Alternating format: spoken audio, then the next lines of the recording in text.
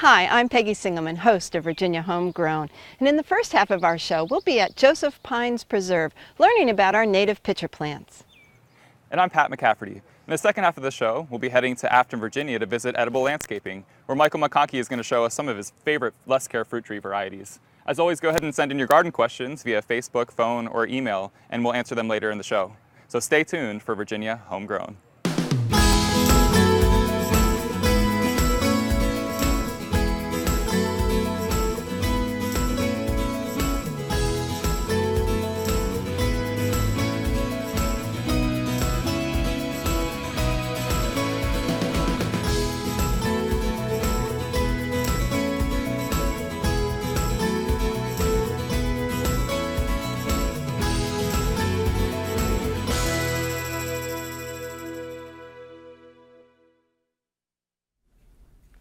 You know, it's rainy, it's cool. Who knew it's June? I'm Peggy Singlemann, and welcome to Virginia Homegrown. And I'm Pat McCafferty. In the second half of the show, we're heading to edible landscaping in Afton, Virginia, an edible fruit forest. I want to remind everyone at home to go ahead and send in your questions about your gardening to the Facebook page, the email listed on your screen, or also the phone number that you see now. So, Peggy, where are you taking us? Well, Pat, we're going to go down to Sussex County, where we're going to go to the Joseph Pine Preserve to see a really cool ecosystem. So let's go. Dr. Sheridan, here I am standing among some of my favorite plants, pitcher plants or Sarracenias, and I'm just wondering, how did they get here? What are you doing with them? Well, Peggy, these are the last remaining pitcher plants found in Virginia. We've spent about 30 years seeking out the natural sites, whether they were historic in the literature, and found new sites. We got divisions by seed and rhizome divisions or stem divisions, propagated them, and have moved them out to our Joseph Pines Preserve, 232 acres right behind you. Have you done this by yourself, or are you part of an organization? Part of an organization, Meadowview Biological Research Station. We're a 501c3 nonprofit conservation organization. And what's the mission of your organization? The mission is to preserve and restore Virginia and Maryland's remaining pitcher plant bogs and associated ecosystems through a unique 5-step process of discovery, propagation, research, reintroduction, and education, and then to establish a series of nature preserves to preserve the resource in perpetuity. So in a nutshell, how do you propagate pitcher plants? Well, we do it a couple ways, Peggy. We'll gather the seeds in the fall. That's the what we call the capsule that will have hundreds of seeds. Right. And they ripen in the fall, and then we store them over the winter. We go through a process of preparing the seed and then germinate them in the spring, and then that's what the seedlings would look like. And then these are the leaves right here. A lot of people think these are actually the flowers, but these are actually the leaves, and we'll go in there just like an iris and divide the underground stem or rhizome, break them apart, repot them, and propagate them that way. And then from there we move them? And then from there out onto the preserve. Well, that's wonderful. Let's go out to the preserve. Okay, let's go. I'd love to see that. Absolutely. Okay, thanks.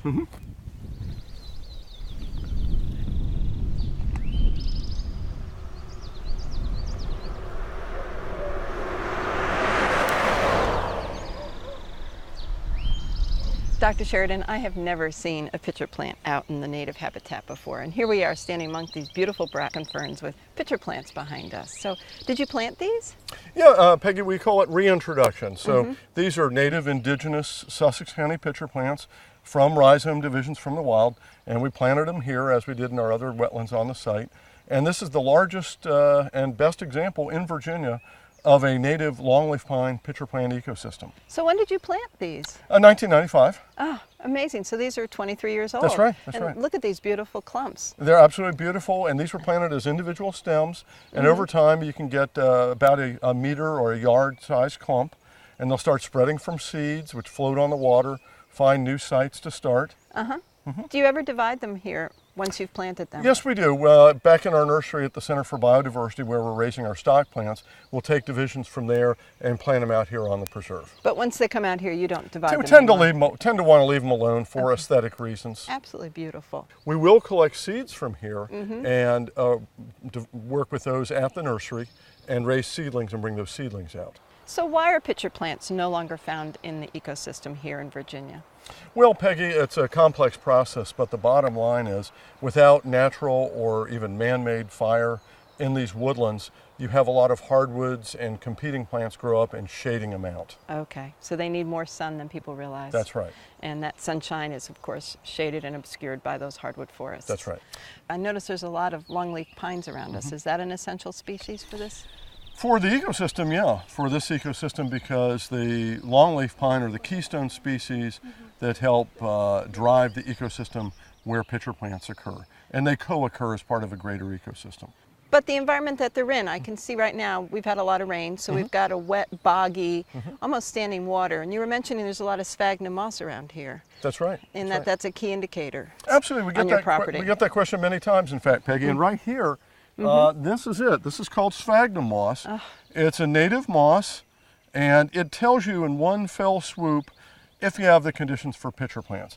So it's sphagnum moss. It grows generally in sandy soils that have a standing water table, spring-fed, a low pH. Right. And if you have this, you can grow pitcher plants. It's that simple. So you really have to have pure water. Pure water is essential, yeah. And that's why this preserve is so important. It's water quality. We're also protecting water quality by having this nature preserve. Absolutely, and we need to have a lot of that. It's very important. So basically, if a gardener or homeowner doesn't have this sphagnum moss, then introducing pitcher plants into their, I'll say, native habitat isn't going to succeed. Probably not, more than likely. Yeah. Right. But there are ways that we can do so as gardeners to That's create, correct. I'll say, create that environment Absolutely. to be able to enjoy pitcher plants. Absolutely. One example, Lewis Skinner in Richmond. You can go see their pond edge pitcher plants. Our headquarters up in Caroline County near Fredericksburg. You can come see how we grow them as container gardens. Or if you want to come out to Joseph Pines for a tour, arrange a tour, you can come out and see how restoration is actually done in the wild. Yes. And so these plants are surviving and being very successful, reintroduced because of this ecosystem. And so what's the key component of this ecosystem? Prescribed fire, Peggy. There's a big national effort to restore longleaf pine. As a matter of fact, it's the largest forest ecosystem restoration in North America by far that we're a part of at the northern limit in Virginia. Okay. And prescribed fire is an essential part of keeping the habitat open and healthy for pitcher plants and longleaf pine and other rare plants and animals. And because you've given me a fabulous tour this morning, I encourage people to come out, to call and make an appointment with Meadowview and to be able to enjoy time learning about this wonderful, rare opportunity they have to be able to see these in their environment and growing naturally. We do have tours. We want people to come see this resource. Since this is the only native Virginia longleaf pine pitcher plant site that you can go to in Virginia. Oh, that's fantastic. Yeah. And it's so great that your organization is spearheading the preservation and the reintroduction of the pitcher plants into this ecosystem. Well, thank you very much, Peggy. Well, thank you, and thank you for coming. Thank you for coming in. Yes. Dr. Phil, that was a beautiful day, and what a lovely time we had exploring that site that you brought us to and showing us those pitcher plants. And it's so exciting to be able to have here in the studio now some more of those pitcher plants to share. But before we get going, let me pitch to our audience the importance of, you can phone in your questions, you can send them in via Facebook or email, but for tonight only, we're having a bit of trouble with the phone. So we've posted a phone number on the screen for you to utilize to call. The challenge is this is an old-fashioned phone number, so it's one line. So if you get a busy answer, busy signal, just try again, and you'll get through so we can get your questions answered. So we've gotten so many wonderful plants here, and we've gotten the opportunity to be able to actually start at the very beginning with the longleaf pines. You've got some little ones right here in plugs. And so how did you germinate these longleaf pines? What's the process to get them to the plug stage? Yeah, Peggy, what we do, we go out to our trees at Joseph Pines Preserve. We have a 50-foot telescoping fiberglass pole, and we knock the cones off the tree, generally in September. We take a few months to dry them and release the seeds. We gather the seeds, we count them, count the number of seeds per cone. We get that information for our ecology work. Right. And then in the springtime, we sow them in what we call IP45s. There's 45 cells here, and we sow them in that on the top of peat and sand. We pack the cells with peat and sand, and then we set them out on our benches in full sun, water them every day, and we use Nosmocote fertilizer throughout the season to boost them and get them up to suitable size. Slow release fertilizer. Yes, slow release.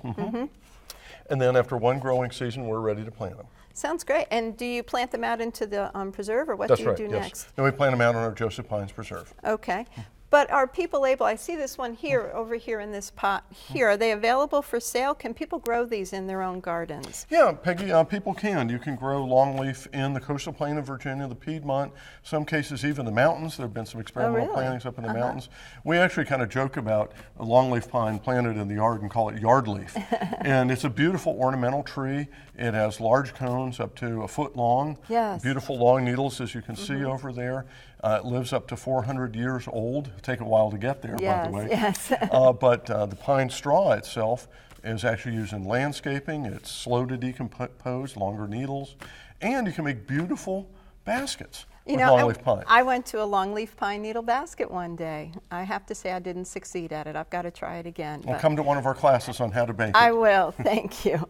But a pine tree normally, out of a pot, there's some challenges to planting these from a pot. And what do you do to be able to have a home gardener succeed in that? Yeah, if a home gardener, for example, was to buy one of those at our plant sale at Lewis Ginner this fall, for example, you'd want to take that pot and you'd want to straighten the taproot out and make sure that taproot's aimed straight into the ground so it will continue to go down and penetrate and keep the tree stable throughout its life. Nice big hole, good compost, good...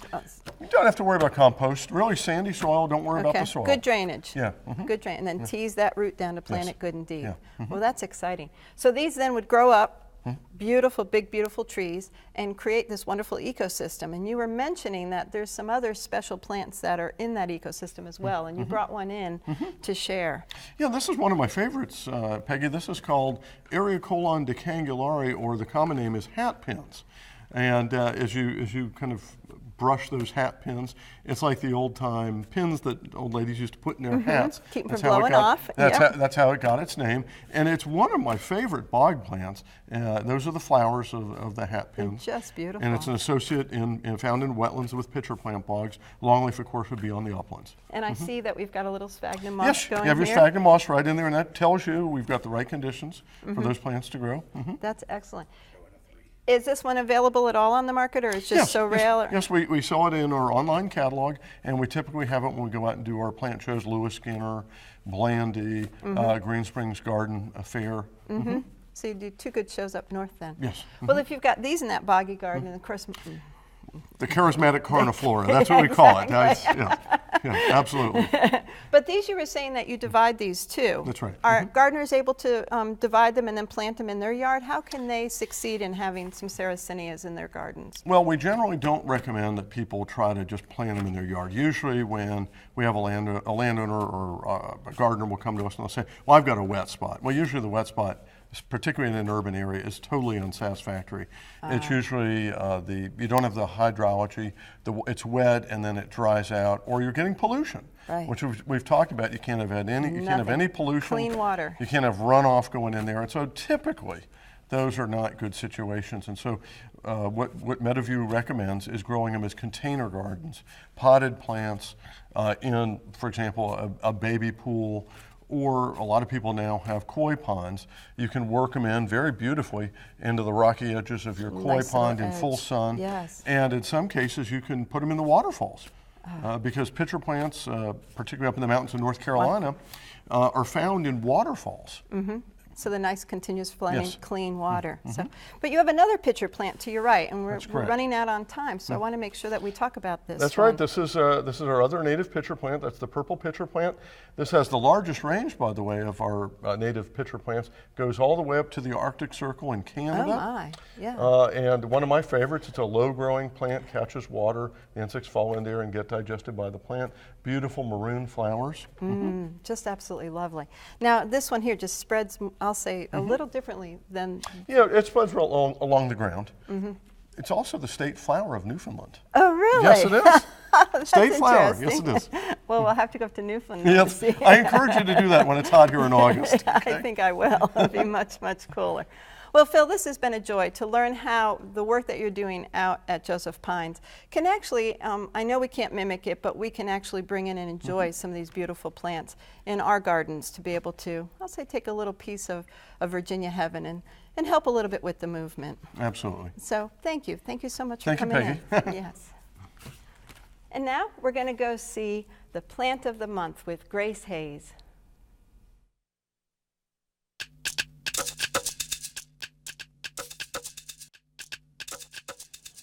Chukma, Halito, Chikashta, say, ya, hijo. I'm Grace of the Chickasha Nation, and I have come out here to Sacred Plant Traditions to talk with you about a relative, Agrimony, also Cocobar. You probably know her by many names. The aroma of Agrimony is actually from her flowers when she blooms, so they will be these long, little fluted yellow flowers, somewhere between a spicy apricot and a lemon. It's a lovely smell. My youngest son used to keep her leaves in his pocket. Many medicinal uses with this plant in the form of a tea or a compress. You can use this for an eye wash, for clear vision, conjunctivitis, stabilizing the bowel, and for inflammation internally. Also externally for bruising and swelling in cases where you have a thorn or some kind of festering area in the skin. You can put in a compress here and she will kind of draw it out of you in that way. Agrimony has a lot of stories to tell. Today we're going to try and keep short because we could talk about Agrimony for the rest of our lives, and probably we should be. The seeds from Agrimony are often thrown between peoples who are struggling to come to peace in negotiations, which is kind of a reflection of the world right now, so we're really needing her. Agrimony is a very powerful protector and also a peace plant.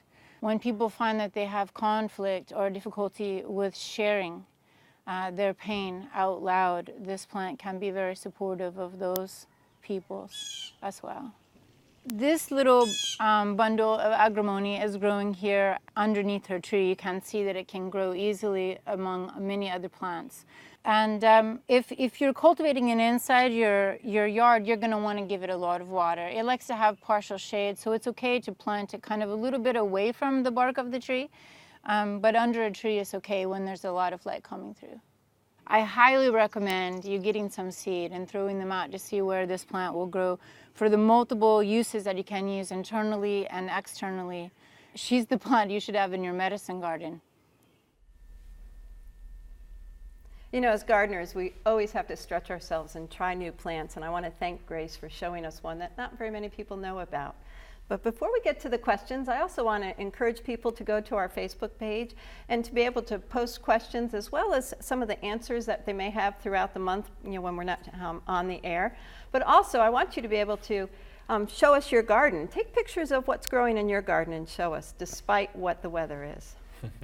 So we've got a lot of good questions coming on, and first thing is I want to, Phil, we've got a good question of wanting to know what is the location of Meadowview Biological Research Station? Our location, our headquarters, is 12 miles south of Fredericksburg in Caroline County.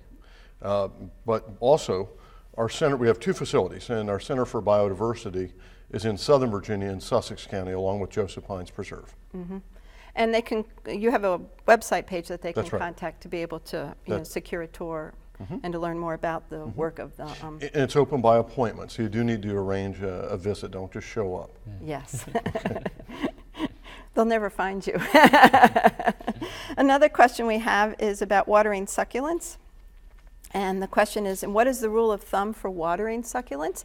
Pat, are you a succulent grower? I do grow some succulents at home, and what I do in the test that I've been recommended by Fifth Season, a great garden shop in Charlottesville, is wait until the leaves lose their plumpness. So wait till they get a little bit soft to the touch, almost like a grape, and then you want to give them some water. So they definitely have to dry out completely. It's very easy to kill them by getting wet feet. So Absolutely, it's very important. Do you fertilize your succulents at all? I've never needed to. They seem to really thrive very well. So, but I haven't had any more than maybe 10 years. So maybe for the long term, you'd want to. And there's a great succulent grower in Charlottesville who makes succulent wreaths, Angel Shockley, and she does a lot of markets. So she'd be a good one to ask for that answer. She would be a very good one. Angel, if you're listening or watching, please phone in. We'll We'd find love you. to have it. Okay. Another question we have is.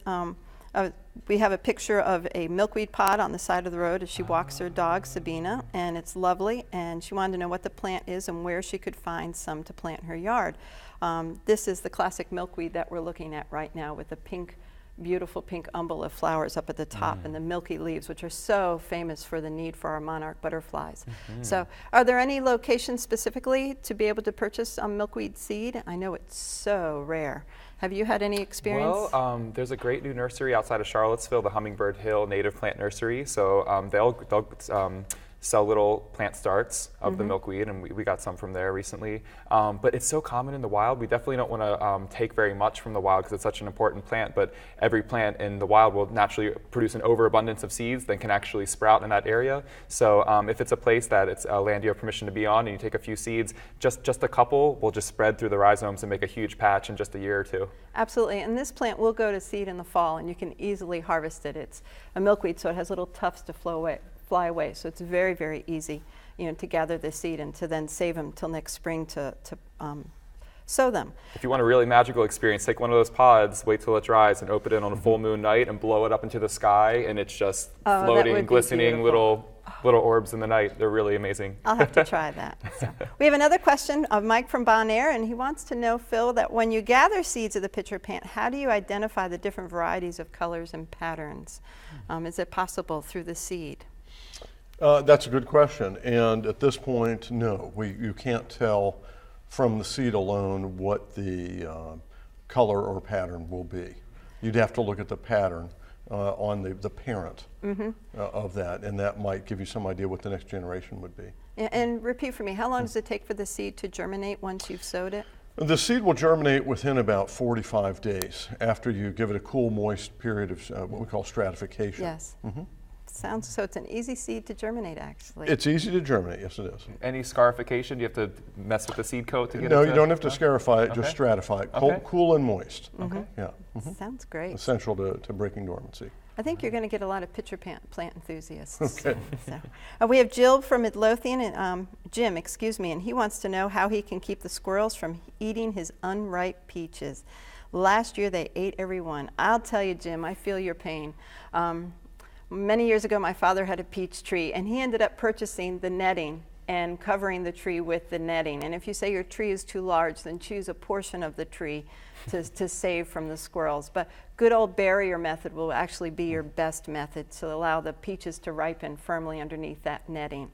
And you're going to have to secure it. Squirrels, as we know, are very, very creative in getting what they want. So. But yes, you can purchase the netting online at stores, or you can go to your local garden center and purchase that. So, another one we have is concerning the Colorado blue spruce, and the previous owner of this person's property planted a blue spruce, and it's thriving right under the Dominion energy lines. They said they're going to trim it the next time they come through. Will it respond to my trimming so it stays smaller but has a nice shape? Otherwise, I'm afraid they'll come by and destroy its beautiful form. And yes, they will. Blue spruce is a conifer. Conifers only grow from the tips or the buds. They don't rejuvenate any growth from the woody stems or the trunks. So if you prune it back beyond the growth points, then you're just going to have basically dead branches. If this plant is extremely important to you, you can lightly shear it every year, but you can't shear it back beyond the blue spruce, needles, the growing points of that plant, or you'll end up with just sticks. I'm sorry. It might be smart before it gets too large to assess it and right plant, right place. So I'm sorry to give you not such great news. We have another question about Japanese beetles. I started to see some in my garden. And did you see any in yours? Any beetles showing up in the Charlottesville area? We just we might as well open a sign for a host site for them. So they're all over our raspberries mostly. And what's interesting is they like to hang out on the asparagus ferns as well. I don't see them munching too much, but they seem to be really into mating on the asparagus ferns. So just the right place for them. So yeah, we hand pick ours off as much as possible. The pheromone traps are great; they're so effective. So I'd recommend one of those two methods. Where do you place your pheromone trap? Just sort of nearby, near the site, kind of a little in the open where they can, kind of enter from a lot of directions. Yeah. Do you have any other tips for where to put it? It's smarter to put away from the plants that you're trying to protect to draw them away. Oh, nice. Okay, because if you put it in the middle of what you want to protect, you're basically calling them to dinner. There you go. Yeah. All right. So I'll try that out. Try that out, because we at Maymont, we hand pick them off too. And we just flick them into soapy water and sometimes squish them. Exactly. So, Next question is concerning crepe myrtles, and this winter is very hard in the Wakefield area. We understand everywhere else too. And our crepe myrtles and ligustrum and Chindo viburnum has taken a hard hit. And we're confident that the ligustrum is gone, but we're wondering if there's some way to save the crepe myrtles and the viburnum. I was going to recommend what we're suggesting for people to do is to take the viburnums and cut it back down to the ground so it can totally and completely regrow right from the base. This is a Japanese viburnum that's known for its beautiful glossy green leaves and is used very frequently. Is introduced by a famous plant explorer a number of years ago and became very popular in the plant world, but named J.C. Ralston. But also for the crepe myrtles, what you want to do is, if you can, remove the dead growth out of the crepe myrtle, and if you can't, again, this is an opportunity to cut the plant down to the ground, and I'm sorry to say start it all over again. As it does numerous shoots from the strong roots system that's still in the ground. Pick and choose basically 5 or 7 strong shoots to focus on to grow into a brand new crepe myrtle. The positive to this is what you have to understand is we have so much energy in those roots in the soil that the new growth will come back much stronger and much quicker than you think, and you can train this tree to be a new one. Some of the crepe myrtles are more hardy than the others. You do have an opportunity right now to actually remove that crepe myrtle and plant a hardier cultivar for your area. So you've got a choice to make there. Many people have lost crepe myrtles, many people have lost ligustrum, and many people have lost many of their other favorite plants. My gardenia is toast once again. I'm giving up. But anyway. Then finally, another question is dealing with squash plants. And she only has male flowers on her squash plants, Pat. And these plants self-seeded from squash plants she had there last year, and so she was wondering if this means the plants are sterile this year. Okay. Well, certainly if you're only getting one of the gendered flowers, then you're not going to get a fruit. It could have been something where if it's reseeded, it's sort of skipping the generations of showing male and female flowers. But I'll have to do a little research, and we'll post that answer on Facebook. Do you have a suggestion with that? Actually, with our cool weather, squash plants will only produce male flowers in the cool weather, and they will produce female flowers once our temperatures get up. So with our temperatures starting to rise, I think with a little patience you'll start to see some female flowers. Because it's very important to it's just the way squash are. The trick here this year is whether they're going to beat the squash vine borer. Sure. Who's going to come first, the female flowers and the fruit, or the squash vine borers? Well, I guess we're lucky then we have a lot of squash fruits already. So yay. Yes, very fortunate about that. Yeah. Well, Pat, who is our next guest? Oh, well, we have Michael McConkey from Edible Landscaping. Well, sounds great. All right. Well, here we are in Afton, Virginia at the Eden-like Edible Landscaping, and I'm here with Michael McConkey. Michael, thanks for having us. Thank you. Yeah. It's great to have you here, and there's lots of things to look at. Indeed. Well, when you see this beautiful mature growth orchard, it really begs an origin story. So where did the inspiration for this place come from? My stomach. I really wanted to eat healthy foods, so it all started there. And then I got hook, line, and sinker into edibles and planted everything I could. So you all specialize in less care plants, and that includes both more commonly known ones and some exotic ones. So how about let's start with some of the more common ones. What are some that people would really recognize and be excited about growing in their backyard? Well, a lot of the common ones, unfortunately, are what you find in the food stores. And those take professionals a lot of times. So peaches are very challenging to grow. Yes. Apples are too. I would think every 7 to 10 days there's an orchard spray that goes on. They're challenging, totally. Yes. Whereas some of the native plants and say pawpaws, mulberry, juneberry, elderberry, a lot of these plants, blueberry, are very easy to grow. They just need a little bit of attention, and they become ornamentals in your yard that actually earn their keep. So when you do run into an issue with pests, let's say bugs or mold, for example, you all are very transparent about your chemical-free and non-GMO practices. So what are some of those things that you use to address those issues? Yeah, so there's always some bug that wants to put its larvae into the fruit of, say, an apple or a peach. And there's always a lot of rain at a certain time just when the fruit's ripening, so a lot of times funguses can attack the fruit. And we do have an orchard man. His name is Dan, and he is the man. He finds very organic, natural methods to take care of the pest. Right. And so on apples and peaches and plums, he's covering them just about every week with maybe a clay-based spray that's even edible, you know, that's not toxic, but the bugs don't like it. Right. So that's what we look for. We look for things that cooperate with nature. Right, right. Yeah. So safe but effective. And I hear that you use some sort of bacteria in your greenhouses to keep some of the pests away. Sometimes we will use a spray that is a bacteria that fights another bacteria, like a fluoride on somebody's teeth or something. It's the same kind of idea where you set up another kind of community so that the invading pathogens can't get there. I know grapes are very popular here. What do you do with those? Is it a physical barrier or a chemical barrier? Yeah, the native grapes, the muscadines, they don't need any care. They just fruit and you just pick the fruit. On the bunch grapes that people are used to, a lot of them need special care. The ones that have a lot of leaves that are healthy, we can just bag the grapes. So we actually take wax paper bags and we tie it over the grape, and the grape grows inside the bag. Right. And then right. no insects. Right, right. Yeah. Which is great for such a sugary sweet product, right? Right. It's really hard to keep that available, right, for picking. Yeah. Well, before we head deeper in your orchard to see some of the particular varieties, what are some of the more exotic ones that people would be surprised to know that you can grow with less care in this area? Most people don't know we can grow kiwis, and we can grow the fuzzy type kiwi and also the hardy kiwi. There is gumi berry, which is kind of a new plant that ripens now. And there's also Juneberry, a lot of natives, and especially pawpaws. Pawpaws are just the greatest plant. And beautiful tree, native, no bugs, and the fruit is very tasty, very good fresh fruit.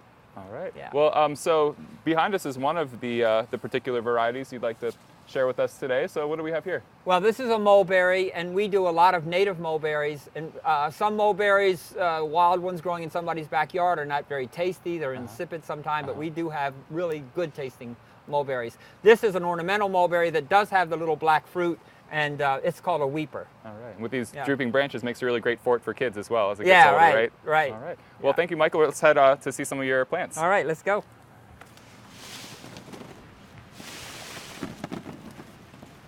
Well, here we are in another section of your orchard, Michael, and one of the things I absolutely love about edible landscaping is you can try anything that's growing here. So I see something that's interesting me right now. What is this unusual berry? And that's the gumi fruit. Okay. And the gumi is an Elaeagnus. There's a bunch of different Elaeagnus. This one's just a small dwarf bush. Very tasty in like green salads with vinaigrette dressing. It's got kind of a tart cranberry-like taste to it. And it's an early fruit, so that's really good. Right around strawberry time. Right, right. Yeah. What are some more of your unusual varieties that people get surprised by that they can grow in this climate? Well, I really like the Chinese jujube. So it is a small tree, a large brown fruit, kind of like a crunchy, sweet apple. Very easy to grow, very beautiful bloom, smells like knee-high grapes in the orchard when it's blooming. And it blooms really late. So I like that one. I like persimmons. The Asian persimmons can get like, 3.5 inches. And some of them you can eat hard like an apple, so they don't pucker. Like a lot of people have had bad experiences with native persimmons. Although if you let them drop on some straw, you know, under the tree, that's when they're perfectly ripe and ready to eat. And a lot of the natives do so well here. Right, right. I saw some, what I thought were pomegranate blossoms down the hill. So is that in fact what you grow here? Yeah, that's so amazing to be in Virginia and to be actually taking pomegranates home. You know, so they're beautiful small bushes. They have a really glossy leaf, red flowers. The hummingbirds like them, and there's just not really any care for them. Right. So it's a great plant. Right, right. Well, I could hear some ducks quacking in the background. Why do you keep ducks around edible landscaping? I've got 11 ducks, and too bad they're not here right now. But yeah, they ruddle and roodle all day in the ground. They pull up Japanese beetle larvae, and they really keep the Japanese beetles under control. And then they also like to eat slugs, which we get a lot of slugs in the greenhouse. That's fantastic. Yeah. Well, Michael, most of us know that you need a lot of sunlight to grow fruit trees, and you guys have done a beautiful job clearing this densely forested mountainside in order to do that. But what about people with more shady environments? Can they still grow some fruit? Yeah, there's pretty much a list of different things that are edible that you can grow. But the ribes stand out most. The gooseberry, black currant, red currant, jostaberry, white currant, all those are small bushes. They grow in dappled shade, or they'll grow morning sun or afternoon sun, but they like that shade, and they do very well. And speaking of that, what would you say would be the easiest low care plant that you offer here for someone who just really just wants to put it in the ground and let it go? Pawpaw would be probably my number one. Big North American native fruit, beautiful fruit, tasty, tastes like pretty much like a sapote or some kind of cherimoya, that kind of tropical taste. Yes, I love them. Very, very mango, like a lot of flavors in there. You got banana, I taste a little lime, a little butteriness. So, and pears as well would be another really easy to grow one for this climate. Yeah, right? out of peaches, apples, plums, those are all pretty challenging to grow. You get pears coming in first for ease of care. Right. They have to be fire blight resistant. That's a very important factor to find the right variety. But if you got the right variety, the Asian pear that are crisp and the European pear that are melting and soft, both of those are good choices. Right. Yeah. Well, you're such a reliable source for finding out those varieties. So thank you, Michael, for your time. Yeah. And appreciate being out here. Loved it. All right, well now we're here in studio with Michael McConkey, my friend for many years. And Michael, how long have you been growing fruit trees? 40 years. 40 years, so 4 decades. So with all that experience, I bet viewers at home are going to have a lot of questions. So don't forget, you can send them in via Facebook, phone, or email. We're down to one phone line, so if you get a busy signal, please call back. Michael, you brought some plants, and this is a kind of a fun collaboration because they're your nursery-grown plants, but they're ones that we harvested from my school, where you generously kind of hooked us up with the different species and varieties that would thrive in the Charlottesville environment. So we're going to talk about some of them, and why don't you pick one to start with? Yeah, sure. Just maybe the flowering one there. All right. So what do we have here? Anybody can guess? So that's a pomegranate. This is a Russian variety. A lot of breeding went on in Russia to get hardy varieties, and we have maybe 22 varieties we're testing right now at the nursery. So yeah, a beautiful plant. It's a bush. It draws hummingbirds, and you can see how pretty the flower is. And they will turn into softball-sized fruits in October.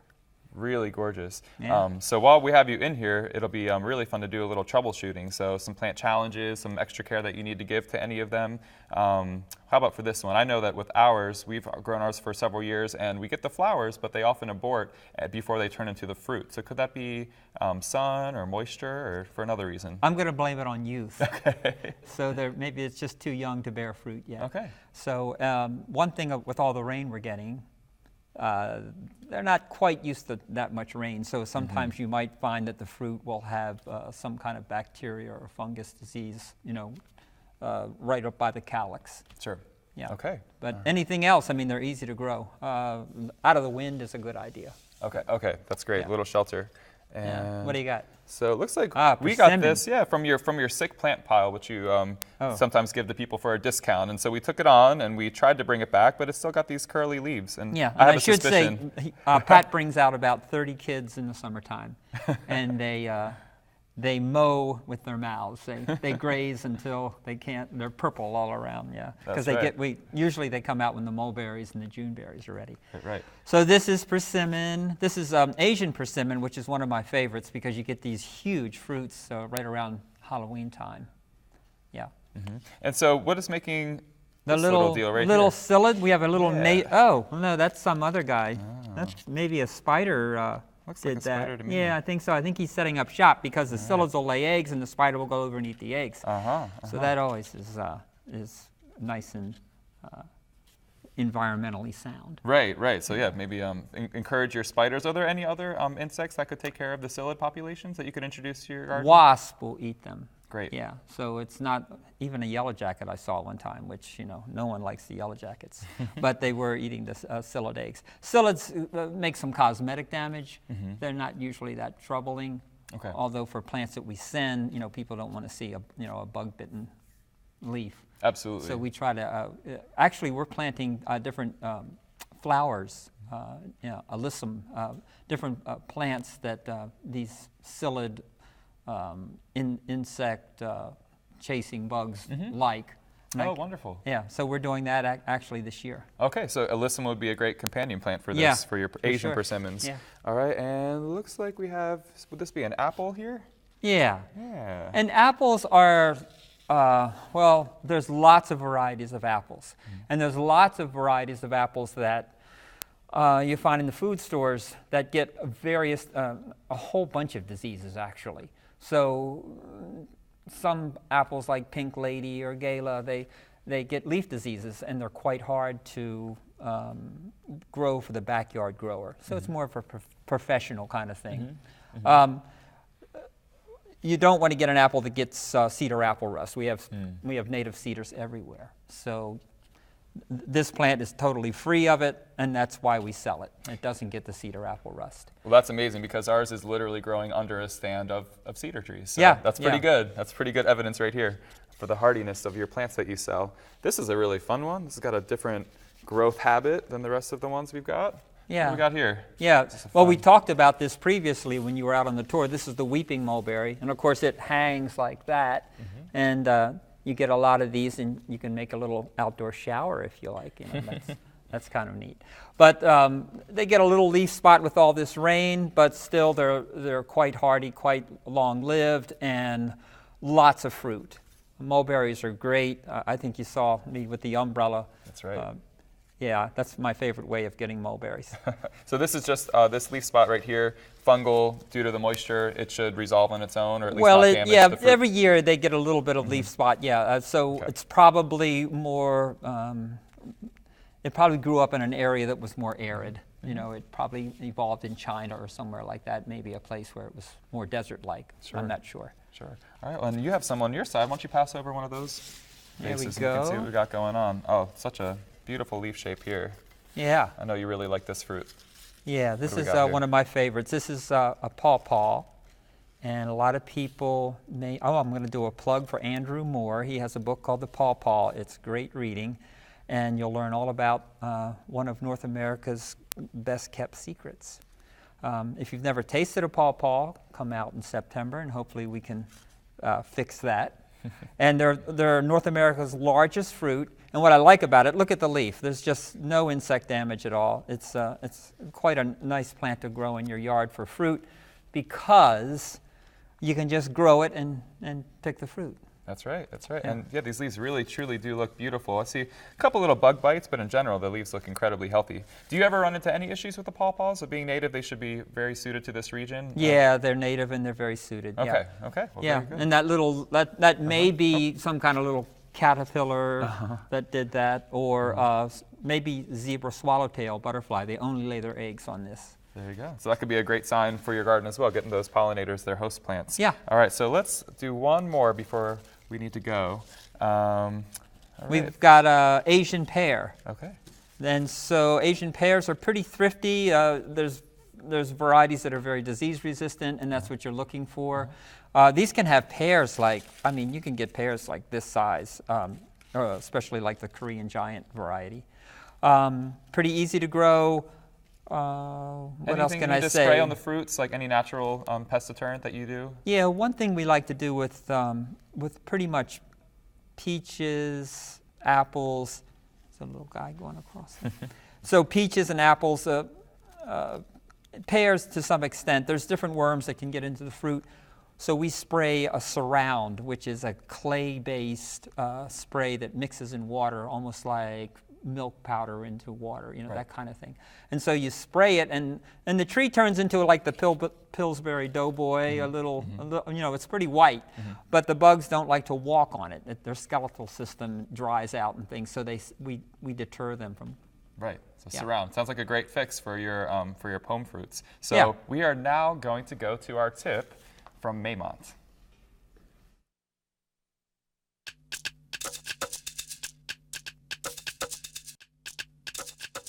Gardeners have been growing iris for literally centuries. And what they need to realize, though, is that there's two types of iris that we grow in our gardens. And one of them is the bulb type, which is our Dutch iris. And we plant those bulbs in the fall with many of our other bulbs. But we also have bearded iris as well as Japanese iris, which grow through rhizomes, which are actually extensions of the stem or modified stems. And these types of iris create clumps. And after a while, the clumps get very, very tight. And to be honest, we actually start losing blossoms. So when it gets to that point, it's important for you to dig up and divide your iris, which is a very easy task to do. You want to be able to dig up a nice section of the rhizomes. And you can actually see from year to year the growth of the rhizome. And you can actually see this year's growth as well because they have the green fans on them. These clumps can get very, very tight, and right here we have a clump where the rhizomes are literally growing on top of each other. A clear indication that this is just way too tight and time to dig it up and divide it. Here's a little borer evidence, so I would actually cut this whole piece out and get rid of it so that I can get it out of the garden.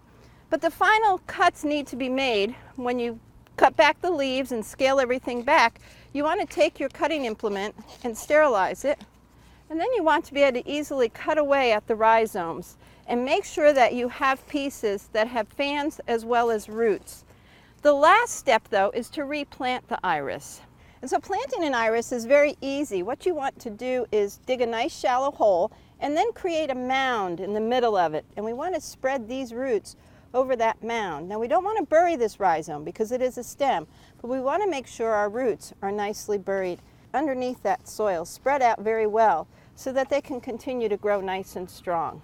And then of course we want to leave our rhizome partially exposed, and then you want to carefully water it. And we've cut some of the foliage off so that it doesn't flop over in the wind, so that it can stay nice and stable and to be able to really get well rooted in that area.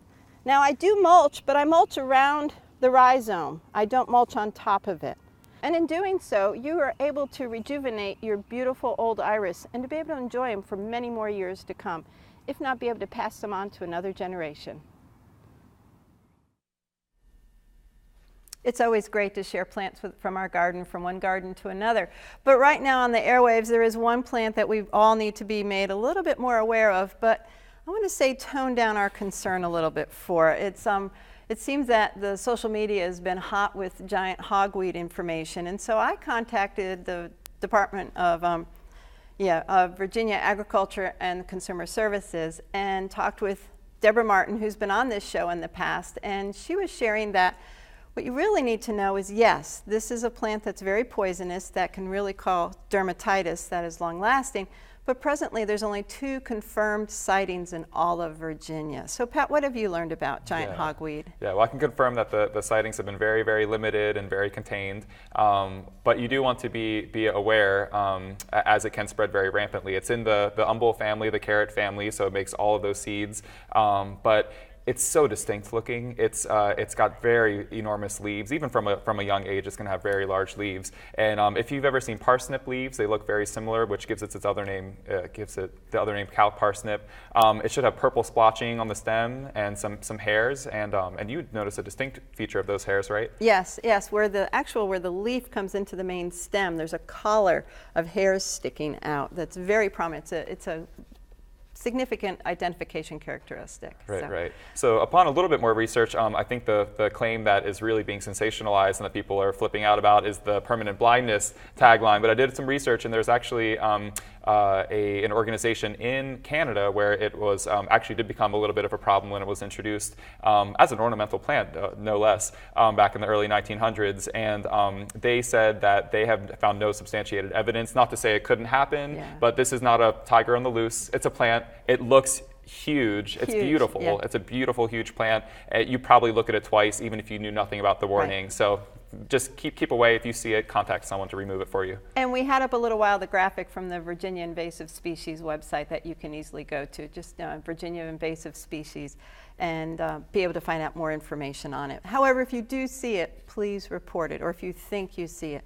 you can contact your cooperative extension agent, or you can contact Virginia Department of Ag and Consumer Services directly, whatever you have the most easiest access for. So, well, that's shared. Let's get to something more fun, okay? We've got a lot of great questions, and we've got even more about pitcher plants. So, Michael, let's start off with serviceberry, which is one of my favorite plants. And we have a question from David in Henrico, and he has a Amelanchier, a serviceberry, and it gets blight that is like rust on the fruit. And he'd like to know if there's a solution to that. It's cedar apple rust. It could be quince rust, but it's basically cedar apple rust. And most service berries, Amelanchier or June berries, are susceptible. To what degree? Usually it matters how many cedars are in your area and how close they are. Mm-hmm. So that's what I would look for. I don't know if he wants to go around and find the little orange balls and Knock them off. knock them off or of the something. cedar trees. Yeah, yes. the cedar trees, because they will travel in the air for miles. Yes, You know, they will. They really will. So hopefully he doesn't have it really badly, but it's out there. wet. Yes. It's wet and things, and I would think that's his main problem. I am looking out there. Anybody know of a resistant Amelanchier? We are definitely looking for it. Oh, so if somebody pops up with no rust this season, give you a call. Yeah, give us a call. We have another one from Joanne, and she's like, how do you adjust the pH of the soil to successfully grow blueberries? Oh, that's a great question. I don't think you do. I think you just use a lot of older wood chips, composted wood chips, and you put generous amounts, 5 feet wide, maybe even a foot deep isn't too much, but you mix this in with the first 4 inches of your soil, because blueberries evolved as an American species with lots of leaf litter and woodsy soil and years and years of leaf drop, that kind of thing. They're very symbiotic with the soil organisms that break down cellulose. They'll use the dead bacteria that breaks down, they'll use it for a nitrogen source. Excellent. You know, there's all this whole thing of mycorrhizas sharing phosphorus and things. I mean, it's very interesting, but the bottom line is don't go and buy aluminum sulfate, and just get some good mulch, and you'll be surprised at how well they do. Do it naturally. Yeah. Yes. Which, speaking of, what John from Facebook is asking, with all the rain, how can we fight the funguses as well as keep even our tomato plants fertilized organically? So do you have input on that, or Pat? Well, you were just talking about your peaches on the way here, yeah? What you had to do with them because of all the rain. Well, yeah, Dan and I have been organic gardening and orcharding for many, many years, and he's pretty disappointed. I think his ego has been a little shattered. He works in our orchard. Because it's been a lot of rain, and so most of the roseaceous peaches, nectarines, apricots, most of those we don't even grow, but we do some peaches. They really get the brown rot when it's like this. I mean, it's raining every afternoon right now in Afton, and then we get 4 inches or so in a couple of days. So it's been hard for them. The organic methods are usually sulfur or nutrients and things like that, but really it's kind of not a total loss. I think I put away about 10 quarts of peaches yesterday, but I'm picking them a little early because I am getting the brown rot. Getting them before the rot sets in. Yeah. Yes. Yeah. Well, speaking of the rain, there was a question concerning mosquitoes and pitcher plants, Dr. Sheridan, and Joe Pagels would like to ask, if we have a small pond in our backyard with pitcher plants, is there a safe way to control the mosquitoes that will inevitably inherit that pond as well? I presume this is an artificial pond. Yes. From the question. Let's assume that. What you can use are mosquito dunks. That's the first line of defense as a larvicide to prevent the hatching of mosquito larvae. We also have the bladderwort, which is an underwater aquatic carnivorous plant that can eat mosquito larvae. So those are the 2 things you can do. You could add some small native fish as well to the pool. Mosquito fish, Gambrusia, to eat the mosquito larvae. So there's a number of options you can choose to go through it. We also have Christine, who has a question about the jack-in-the-pulpits, and they're in a shady spot that they planted in their yard, and it's particularly a wet area. So they're curious that they've done so well, even though they haven't spread, but they are under a dogwood, and dogwood do love to, I want to call them their thirsty plants. But I'm curious as to whether she can divide these jack-in-the-pulpits anytime soon, and if so, when would be the best time to divide these carnivorous plants? It's a good question, but they're not carnivorous plants.